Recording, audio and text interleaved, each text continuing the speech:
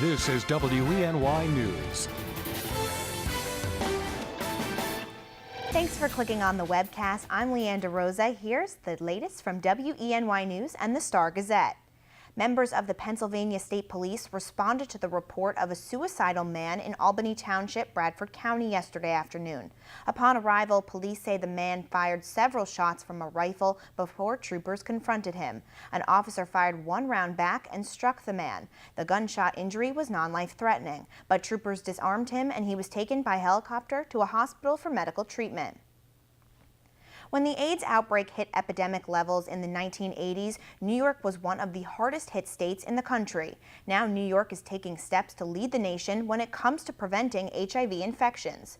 Experts and advocates in the Empire State have drafted a blueprint for reducing new infections and related deaths. Governor Cuomo requested the plan that includes more routine and targeted HIV testing and supportive housing, according to the Associated Press. Advocates project this plan could save the state $4.5 billion in Medicaid spending and could nearly end HIV-related deaths in 5 years. To mark Holocaust Memorial Day, a survivor and author will be sharing her story in Ithaca tonight.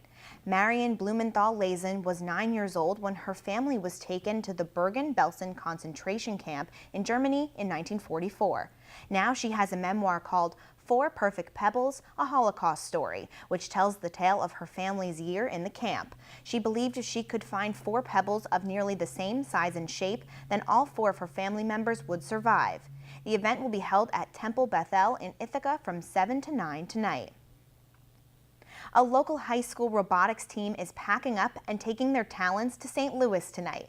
The Trumansburg Robot Raiders will be competing in the For Inspiration and Recognition of Science and Technology Robotics National Championship. The group designed a 6-foot by 3-foot, 120-pound robot, which they packed up and shipped down to St. Louis earlier this month.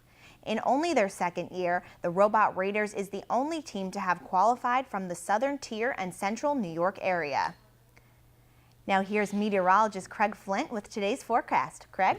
All right. Hey, Leanne. Good morning to you. As we get you up to date with the forecast, yesterday was a little noisy for some of you, especially last night with some thunder moving through across the northern tier and then also up over the Finger Lakes too, where we got some reports of some small hail and a little bit of wind.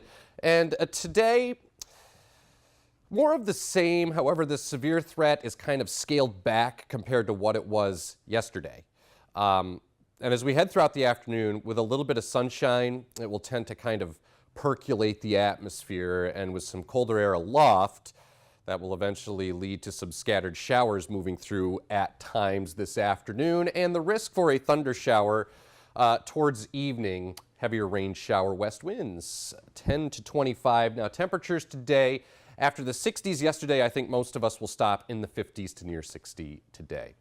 So here's a look at first warning satellite radar. Steadiest of the rain shifting away, moving into northeastern New York State and into New England, right there.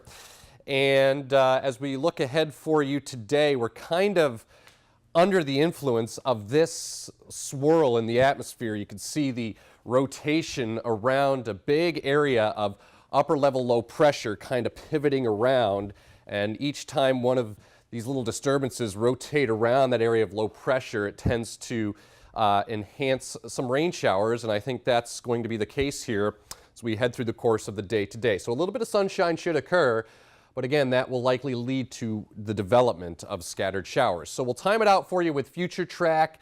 Noontime, not much is going on, maybe a renegade shower here or there, but then we'll put it into motion and notice a couple of scattered showers that do develop and kind of move through the region here.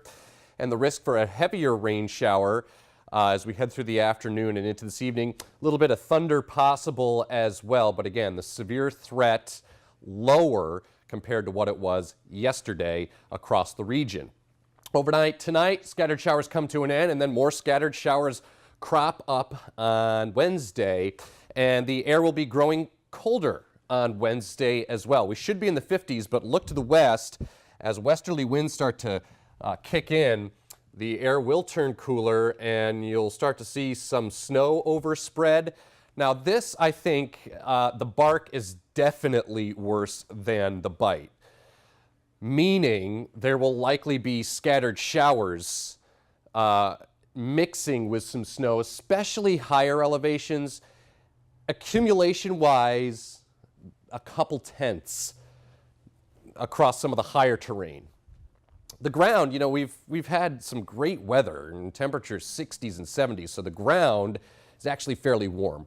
So therefore, anything that falls will have a hard time accumulating, and I think the highest likelihood for that activity would be over the higher terrain. But temperatures struggling in the 40s for the finish of the week. That is subpar and substandard for April. Bit of cool sun Saturday, 52, stays cool, scattered shower Sunday, 51, and then partly cloudy by Monday and 55. Okay, Leanne. Last weekend, 70-degree temperatures were a tease, weren't they? Oh, it was great, but you know, we're just kind of settled into an unsettled weather regime here for the next few days. They'll be back. They'll be back. Soon enough. That's right, heading in the right Craig. direction. Thank you. For the latest news, weather, and sports, be sure to watch WENY News at 5:30, 6, and 11. Don't forget to pick up a copy of today's Star Gazette. I'm Leanne DeRosa. Have a great day.